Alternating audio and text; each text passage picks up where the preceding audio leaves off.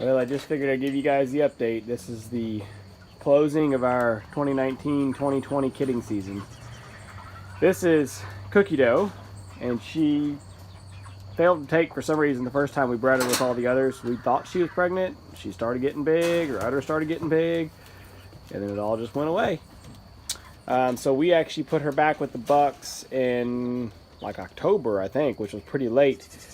But that's okay. We put her back with the bucks. Obviously, she got bred again. These are her babies. She had one still buckling, and these two beautiful little doelings. So that marks us on the year from, not counting the Nubians, just on the Nigerian Dwarves, we bred 9. Buttercup, who is over here, she was one of our first 2. Not Callie, that's Callie in front of us. Buttercup's the darker chocolate one right there. Buttercup, we still can't manage to, we've bred her again and again and again, and she just doesn't take, so we don't know. But anyway, so let's not count her either. So out of the 9, out of the 9 that actually bred and stuck, we ended up with 11 doelings. 11 doelings and 7 live bucklings.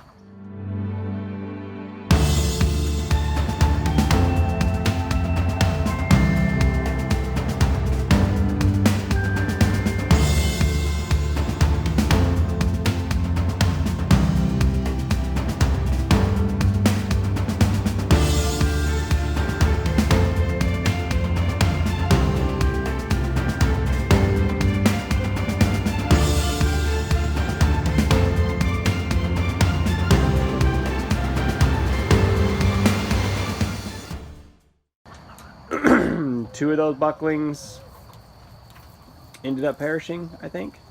Shoot, now I'm losing track. I'm gonna have to write all this down and then give you guys an update or a summary. But anyway, these babies are almost a month old already. Yeah, Cookie Dough had them right after I left town. I had to go out of town for work for almost a month, and she had them like the day after I left. But they're good little girls. This is Sunny here and Pixie. Pixie's a little bit more skittish. We have to work to catch her. Sunny's pretty laid back. She'll try to dodge you, but she'll let you pick her up, no problem, if you get her cornered.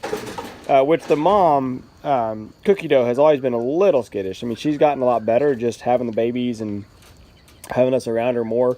She'll still kind of wander away when you try to pet her, but she doesn't bolt and take off, and like, she's not impossible to be around. So anyway, yeah, let's see. I'm sitting here still trying to think about what our total take was on the goats, but I mean, those two are 2019, late 2019 babies.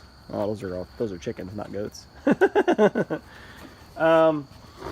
we ended up with several sets of twins and triplets. Only the one big solo doeling, which was where's she at? Cupcake Twinkle. She's around here somewhere. Her mom was Chocolate Chip. We've sold Chocolate Chip. We've sold Oreo. We retained all their babies. Let's see, Oreo had triplets. So she had 2 girls and a boy. I had the video about saving Oreo's baby, the one that was almost froze to death. But she's big and healthy now. They're doing fine. So we've sold those 2 mothers just to try to cool down our herd a little bit. Obviously, there's quite a few over there. They're all pushing 7 because it's eating time. But we're trying to manage the size a little bit. Early on like this, we're keeping every new doeling basically just to kind of see how they shape up, see what we need to improve in our lines. We already know which ones we really like. We're still hanging on to Buttercup right now. We're trying to see if we can. We're thinking maybe she has ovarian cysts, so we're trying to see if maybe we can give her a treatment to knock those cysts off and make her be able to get pregnant again. If not, she's probably going to have to go, because and that's the reality of it. She's not that nice of a goat, honestly. She'll walk up and let you pet her, but she's a big bully to all these other ones. And, if we can't seem to get her to breed, then, the reality of it, like I said, is we are trying to breed a pedigreed herd. And if she won't take, then it's never going to work out. You know, we need her to be productive like the other ones. You know, she has good lines. We would love to be able to get a couple does out of her or doeling out of her and then be able to retire her. She's getting older anyway. We'd like to be able to retire her, you know, just a pasture home, whatever, a hobby farm somewhere. But yeah, so let's see. Luna had triplets. Callie had triplets. Halo had triplets. There's one more. There's at least one more I can't remember right now that had triplets, I thought. Eve had twins. Cookie had effectively twins. Carol had twins. Who am I missing? Eve had twins. Halo had triplets. Yeah. Anyway, like I said, the numbers 9 and 7 is stuck in my head as far as does to bucks. And that was before Cookie, but I'm trying to remember if that was before Callie as well. But anyway, we've sold all the bucklings already. We sold them, you know, pretty cheap. Just a couple people asked us to register them. A couple didn't care, but we sold all the bucklings. You know, we have our 2 bucks back here in the back. We have Prince standing back there, and I don't know where Jackpot's at. Jack's around the corner over there. But we sold all the bucklings because we just need to know. Right now, we don't know for sure what these 2 bucks are going to put down. So we didn't want to try to sell the bucklings to say that they were some sort of hot ticket item. You know, they're the dads, the fathers that we have excellent genetic lines.